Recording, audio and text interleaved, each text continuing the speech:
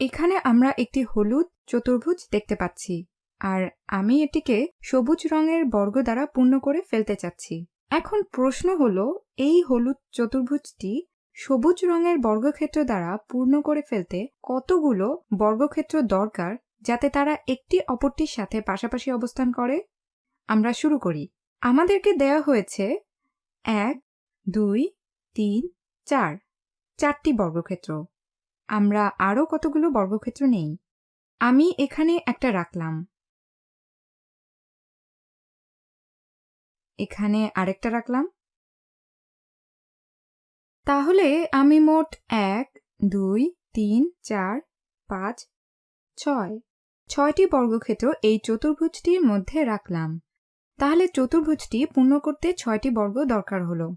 এখন আমরা এই বড় হলুদ বর্গটির দিকে তাকাই। এখানেও আমাদের একই সমস্যার সমাধান করতে হবে। এখন প্রশ্ন হলো, আমাদের এটি সম্পূর্ণ করতে আর কতগুলো বর্গ দরকার হবে?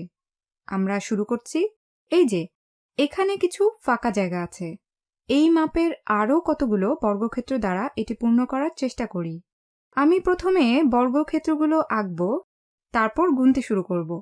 আর এখানে আরও একটা বর্গ আঁকা সম্ভব। আঁকা শেষে আমরা এখন গোনা শুরু করি। 1, 2, 3, 4, 5, 6, 7, 8, 9টি ছোট বর্গক্ষেত্র। তাহলে বড় হলুদ বর্গক্ষেত্রটি 9টি ছোট ছোট বর্গক্ষেত্র দ্বারা পূর্ণ করা সম্ভব।